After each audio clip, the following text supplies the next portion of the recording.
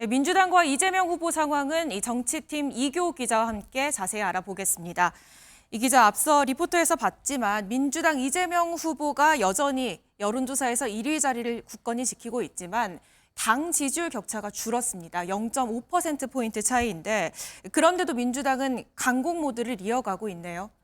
예, 그렇습니다. 우선 민주당은요, 오늘 나온 여론조사에 대해서 기존의 등락을 거듭하던 추이대로라면서 큰 의미를 부여하지는 않는 모습입니다. 예. 국민의힘 지지도가 오른 건 경선, 결선 등 컨벤션 효과가 있었다는 분석도 내놨는데요. 한번 들어보시겠습니다.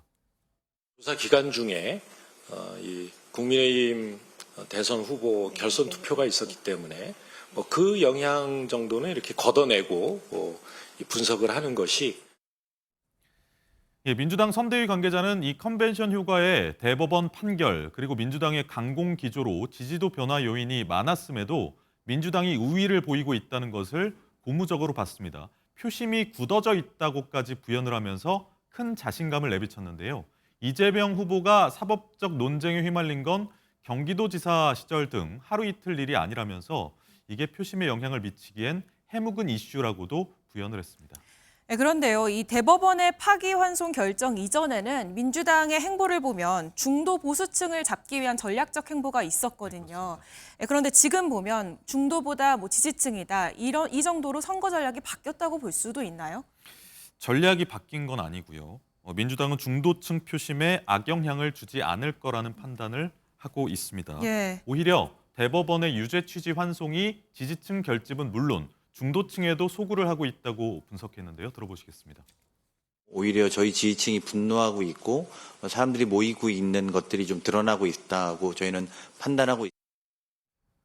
선대위 핵심 관계자는 MBN에 사람들이 상식적인 결론이어야 자기 생각을 바꾸는 거지 지금은 지극히 비상식적 결론과 그에 대한 대응이라 중도층 표심도 따라올 거라고 전했습니다.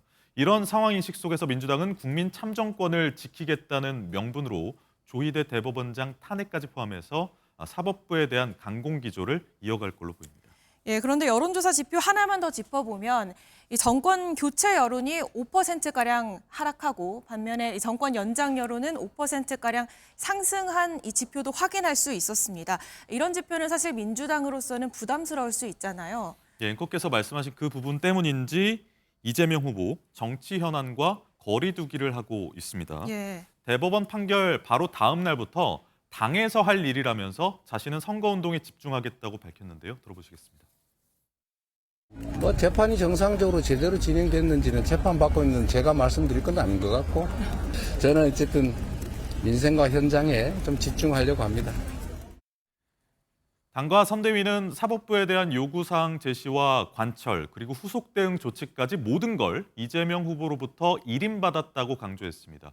그러면 최소한 결정에 이 후보가 동의는 한 거냐라는 질문에조차 선대위는 동의 절차가 없었다면서 철저히 선을 그었는데요. 이후 이 후보가 앞서 리포트에서 보신 것처럼 당이 조희대 대법원장 탄핵 검토 등 조치를 하는 것에 대해서 판단을 존중하겠다는 의사를 밝혔죠. 앞으로도 민주당은 선대위와 당이 사법부 압박을 이끌고 이 후보는 한 발 물러서서 여기에 힘을 실어주는 방식의 투트랙 전략을 구사할 걸로 보입니다. 예, 잘 들었습니다. 지금까지 야당팀 이교욱 기자였습니다.